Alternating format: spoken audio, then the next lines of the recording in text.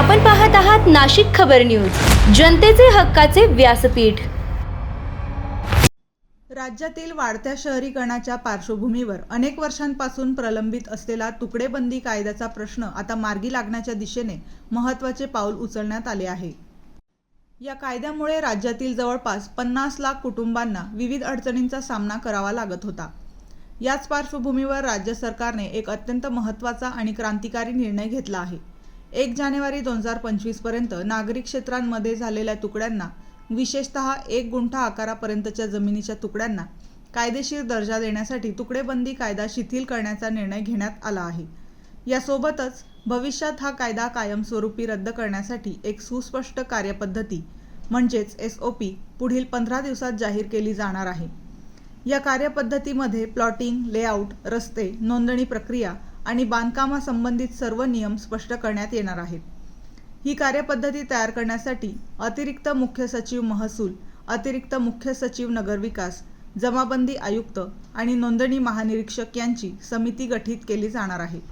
ही समिती राज्यातील विविध भागांचा अभ्यास करून सर्वसमावेशक शिफारसी सादर करेल, तसेच लोकप्रतिनिधींच्या सूचनांचाही यात विचार केला जाणार आहे। दरम्यान 1 जानेवारी 2025 नंतर होणाऱ्या तुकड्यांवर ही सवलत लागू होणार नाही। मात्र भविष्यातील सर्व बांधकामे नियोजन प्राधिकरणाच्या निर्णयानुसारच करावी लागणार आहे। राज्यातील 50 लाखांहून अधिक कुटुंबांना दिलासा देणाऱ्या या निर्णयाचे राज्यभरातून स्वागत होईल, असा विश्वास व्यक्त करण्यात येत आहे।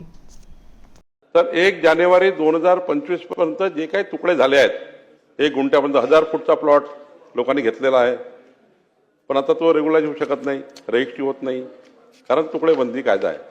त्यामुळे आता नागरी भागामध्ये, नागरी क्षेत्रामध्ये 1 जानेवारी 2025 पर्यंत आपण या ठिकाणी या तुकडेबंदी कायदा शिथिल करून त्या ठिकाणी जेवढे काही आता ते झाले आहेत, पण हे करताना मात्र त्यांना त्या ठिकाणी जे लेआउटमध्ये रस्ते आहेत, त्या ठिकाणी काही जे त्या ठिकाणी UDCPR त्यांचे जे आहेत त्यांचाही विचार करून आपल्याला हे या ठिकाणी SOP तयार करावी लागेल।